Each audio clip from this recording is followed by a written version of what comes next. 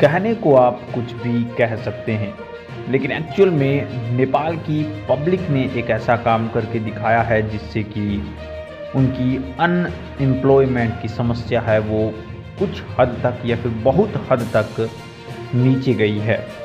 और अभी 2024 में जो अनुमानित यहाँ पे अनएम्प्लॉयमेंट है वो और ज़्यादा डिक्रीज हो रही है, यानी कि और सुधार की ओर कदम नेपाल की पब्लिक बढ़ा रही है। बिकॉज एक्चुअल अनएम्प्लॉयमेंट और जो अगर बात करें हम नेपाल के अंदर वर्क की, उसमें बहुत बड़ा अंतर आता है। और इन दोनों में अंतर की बात करें तो हम कह सकते हैं कि बड़ी बड़ी कंट्रियों को भी पीछे छोड़ने का काम किया है। नमस्कार, मैं पीएम डीएनएस सिंह और आप देख रहे हैं कमाल यार। इस वीडियो में हम कम्प्लीटली इस चीज़ को समझने की कोशिश करेंगे कि किस तरह से एक तरफ जहां पर भारत से भी ज़्यादा अनएम्प्लॉयमेंट है नेपाल के अंदर, तो दूसरी तरफ अगर एक्चुअलिटी की बात करें तो वो भारत से नहीं बल्कि बहुत से देशों से हम कह सकते हैं कि बढ़िया रिजल्ट दिए हैं नेपाल ने। इसके बारे में पूरा डिस्कशन करेंगे, वीडियो के अंत तक बने रहिए। और अगर आप चैनल पर नए हो, चैनल को सब्सक्राइब करके बेल आइकन दबा लीजिए ताकि आप फुल अपडेट भी सबसे पहले मिल सके। चलिए वीडियो को शुरू करते हैं। दोस्तों, एक लिस्ट से हम इसको डेडिकेट करेंगे और उसके बाद हम जारी करेंगे। सबसे ऊपर हमारी इस लिस्ट के अंदर साउथ अफ्रीका को हमने रखा है 32.9% अनएम्प्लॉयमेंट के साथ।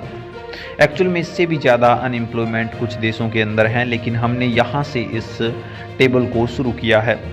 स्पेन के अंदर 12.29%, ग्रीस के अंदर 10.2%। इस तरह से चलते चलते अगर आए हम इंडिया की तरफ तो इंडिया के अंदर 7.64% अनएम्प्लॉयमेंट है। अब बात करें पाकिस्तान की तो 6.3% अनएम्प्लॉयमेंट है। कनाडा के अंदर 6.1 अनएम्प्लॉयमेंट है, तो वहीं पे चाइना के अंदर 5% अनएम्प्लॉयमेंट है। नीचे आते जाएं तो यूएस के अंदर 3.9, और अगर बात करें ऑस्ट्रेलिया की तो उसमें 4.1, और बांग्लादेश के अंदर 4.2 अनएम्प्लॉयमेंट विद्यमान है। सबसे कम की अगर बात की जाए तो कतर के अंदर है जिसमें 0.1% लोग अनएम्प्लॉय हैं।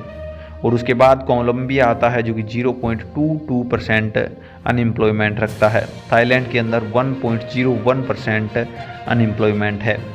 अब इसी को हम और भी अच्छे से देखने की प्रयास करते हैं कि नेपाल कहाँ आता है। एक्चुअल में अगर बात करी जाए नेपाल के घर के अंदर जॉब की तो उसमें हम कह सकते हैं 10.49% अनएम्प्लॉयमेंट है, जो कि भारत से भी ज़्यादा अनएम्प्लॉयमेंट है या फिर ज़्यादा बदतर स्थिति है। लेकिन ये रियलिटी सही नहीं है, क्योंकि जो ये यहाँ पे डाटा है वो नेपाल के अंदर जो प्रोड्यूस करने का है, जबकि मैंने पहले से ही आपको बताया था कि नेपाल के लोग खुद भी इसको कम करने में लगे हुए हैं, या फिर ऐसे कहें कि उन्होंने कम करके दिखाया है, तो ये भी गलत नहीं होगा।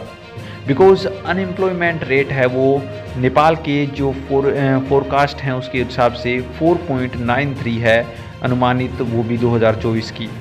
और एम्प्लॉयमेंट की अगर बात करी जाए तो 83.53 है। अब आप ये सोच रहे होंगे कि फिर तो 100% ही नहीं हुआ। इसका रीज़न कहाँ पे आता है?